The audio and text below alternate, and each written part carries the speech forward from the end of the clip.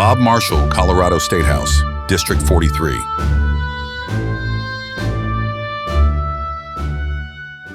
Show up, talk to everyone, and be positive.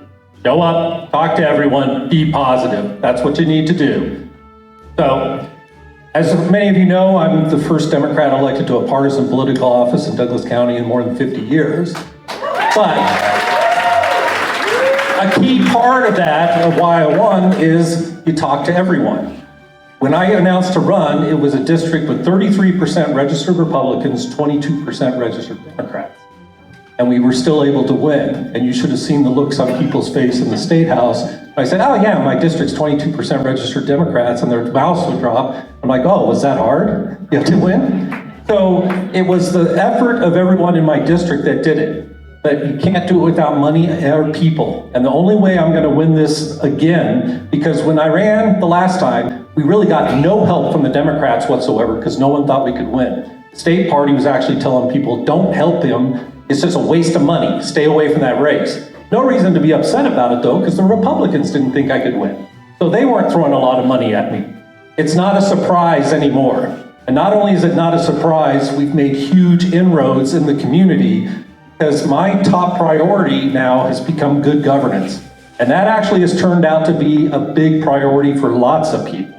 And it wasn't something I expected to be my top priority, but when I got down to the State House, many of you know some of the things that went on and how I got my reputation here in Douglas County was holding the local power structure to account.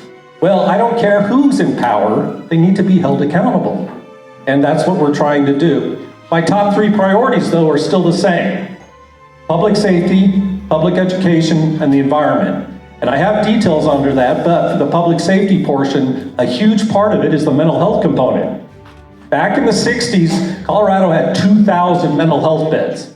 Today, we have 200 and we have 4 times the population. And these people didn't disappear. They're out on the streets or they're in the jails. And law enforcement knows that because they have to take care of it. Right now in the Douglas County Jail, my understanding is more than 50% of the people down there are getting mental health treatment and on psychotropic drugs. When the law enforcement picks up these people with problems, there's no beds anymore, they have to book them. And guess what? They're not making bail. So who has become the default mental health providers in the state?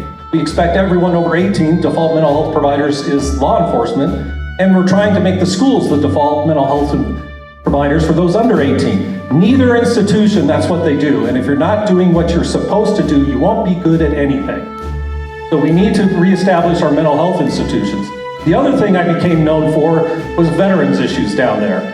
I actually got down there and I didn't want to be tagged as the veterans guy because I have a very strong background both in the military and with Veterans Administration. And too many people just focus on what's important to them. And I see that with colleagues all the time, bills that just impact them or the people they personally know. And my district actually has fewer veterans per capita than any of the other districts below the median. But I got down there and because of my background, I started putting my fingers in issues that people had been ignoring for years, some that they knew about and didn't do anything about. And you look in the mirror and said, somebody ought to do something about this. And the guy in the mirror looks back and says, well, you're somebody, do something. So we've done a lot. We've taken care of, it's gonna be on the ballot this year. I got it through both houses unanimously, an effort to correct an oversight where disabled veterans that have an individual unemployability designation, meaning they're SDI eligible, they were left out of the Veterans Homestead Exemption, the disabled veterans one. They'd known about this for years, no one ever took care of it. Well, I pushed it through, both houses unanimously. And that's another, but it's on the ballot because it has to be authorized. There's a narrative some of the reporters down there have been putting out and some people in leadership that I've had so many issues, I can't work with anyone. My own party wants to, has problems with me at times. 7 of my 8 bills I brought this last session got out of committee unanimously. All the Republicans, all the Democrats voting for it. And the one bill that did not, it got out with bipartisan opposition and bipartisan support, and that was the very politically sensitive county commissioner bill. And I was blessed to have one of the top progressives talk to me about 3 weeks ago and tell me, Bob, the most fun I have had since I was elected was that day we were fighting for that county commissioner bill. It was Bob, the Latino caucus, and the Black caucus all down there fighting together, and it was the best time I had. So send me back. Thank you. Let's go, Douglas County. Get involved. Let's do this thing.